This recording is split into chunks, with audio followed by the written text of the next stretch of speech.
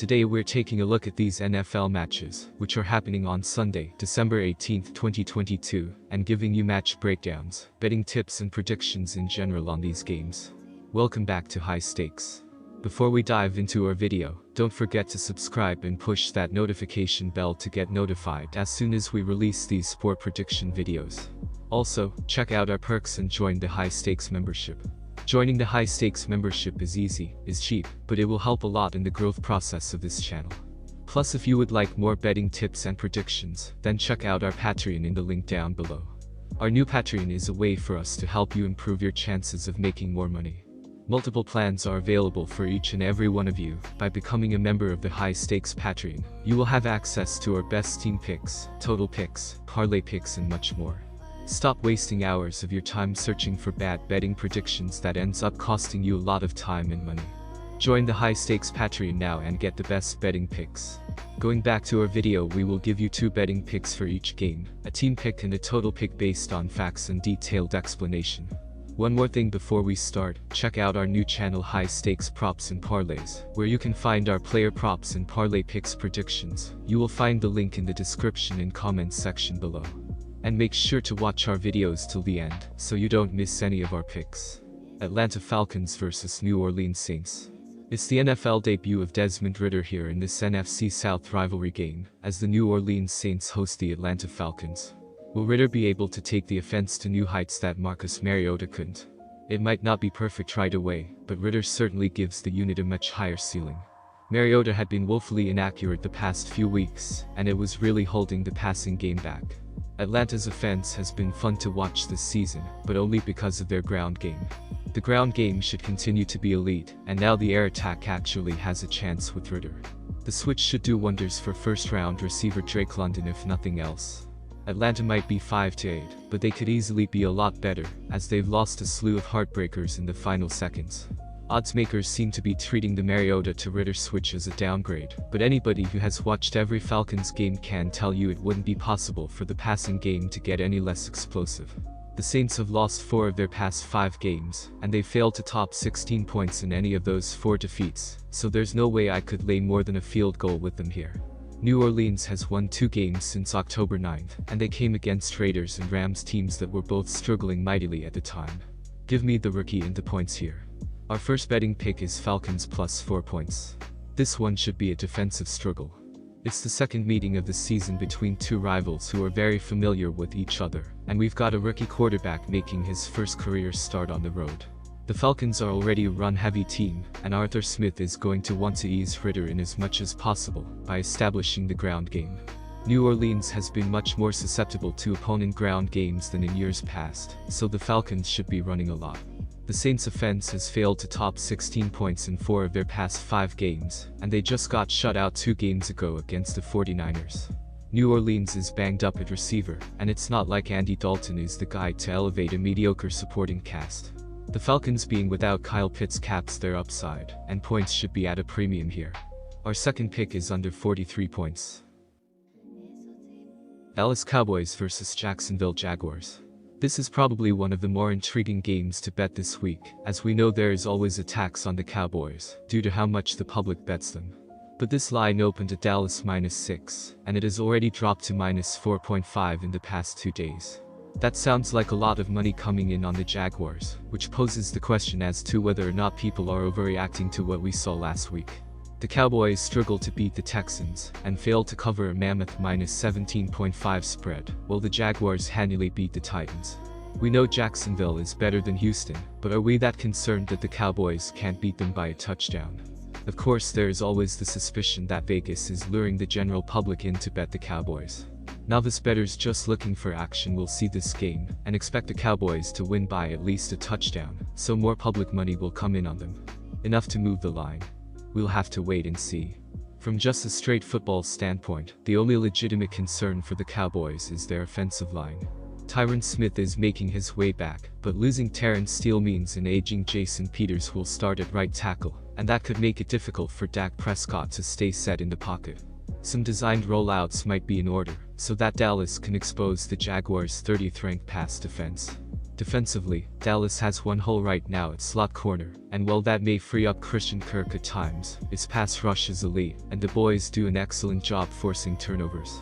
As exciting as the Jaguars have been, I will lean toward the team that is 8-5 against the spread this season, as opposed to the one that is 5-8. Our team pick is Cowboys minus 4.5 points. The over is 7-6 for both the Cowboys and the Jaguars this season. The 47.5 over-under seems fairly accurate, but it's worth noting that Cowboys games have gone over this mark in 5 of their last 6 and over in each of the last 3 games for both teams. Each side possesses the firepower to score, so it comes down to how strong they are defensively. The Cowboys' defense ranks first overall in DVOA, second in sacks, and second in takeaways. Their pass rush is elite, and they aren't giving up too many rushing yards per game, either. However, the loss of Jordan Lewis and the questionable status of Trevon Diggs should mean that Christian Kirk Trevor Lawrence's top target is in for a big game. The Dallas Cowboys come into this game with a record of 10-3 for this season. The last time they stepped on the football field, the Cowboys faced off with the Texans and notched a win by a score of 27-23. Dak Prescott connected on 24-39 with 284 yards passing and 1 TD. He had a quarterback rate of 70.9 and finished the contest with 2 picks. Ezekiel Elliott led the offense in rushing for the Cowboys with 15 totes for 62 yards, 4.1 yards per attempt. Dalton Schultz left with an average of 14.5 yards per reception by totaling 87 yards on 6 catches. The Dallas Cowboys ran the football 31 different times and totaled 127 yards, earning them an average of 4.1 yards per carry. Overall, they tallied 71 plays which converted into 404 yards. Dallas surrendered 20 pass completions on 27 attempts for a total of 213 yards and a completion rate of 74.1%.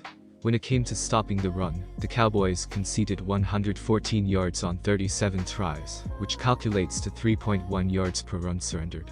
On the other side, the Jaguars' defense ranks just 28th in DVOA. They are giving up the 5th most passing yards per game this season, and the 10th most rushing yards per game over the last 3 weeks. Between both teams, we should see more than enough points scored. Detroit Lions vs New York Jets. This game is all about defense. One side has it, the other not so much. The Jets held Buffalo's mighty offense to a measly 34% success rate and just a 23% rushing success rate last weekend, with 4 sacks and 18 pressures on Josh Allen. Sauce Gardner was his usual self in coverage, targeted just twice while allowing 1 reception for 6 yards. Stephen Diggs was held to his lowest receptions and yards market of the season, 3 for 37, and was targeted only 5 times. For lack of a better word, it was another dominant performance by a defense that is clearly one of the best stop units in the NFL. It's been a fun 6-game stretch for the Lions, covering all 6 games and winning 5 of the 6 outright, with their only loss being a tight one to those same Bills on Thanksgiving. But Buffalo was the only defense with a pulse that Detroit faced during the stretch, with all 5 other opponents ranked outside the top 22 in DVOA. Lions' Ben Johnson deserves a ton of credit for his scheme and turning Jared Goff into a functional QB this season. The weapons around Goff are plentiful, but this will be their toughest test of the season on the road against a top 3 unit. I expect Goff's efficiency numbers to be slightly below what we have seen for most of the season, and for the Jets' defense to control tempo. On the other side, Mike White showed his toughness last Sunday in Buffalo, playing through a rough rib injury. I expect him to play this week and for this Jets offense to have success against a Lions defense that likes to blitz, bring pressure and sit back in man coverage. It's a small sample size, but White currently has the highest EPA play of any QB against the blitz this season, even higher than Patrick Mahomes. Again, it's a small sample, but still impressive. Even after Breece Hall's injury, the Jets' running game hasn't skipped a beat thanks to the emergence of Zonovan Knight. The undrafted rookie out of North Carolina State has shown the ability to break tackles and grind out tough yards.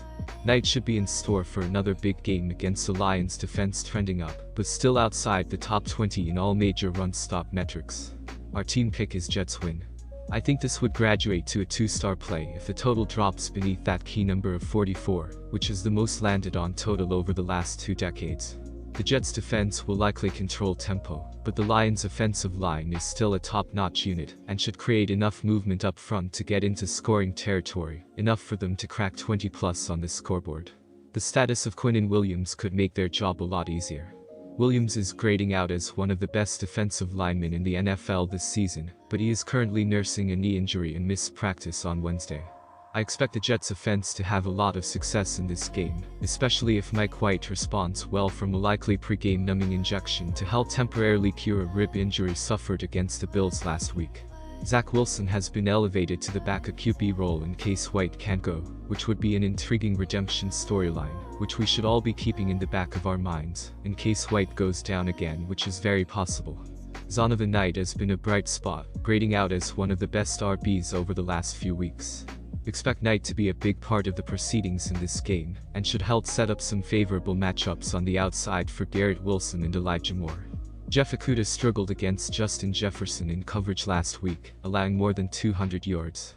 The throwing conditions will be about as ideal as possible Sunday at MetLife Stadium, with temps in the 30s and winds under 10 miles per hour. Our second pick is over 44.5 points.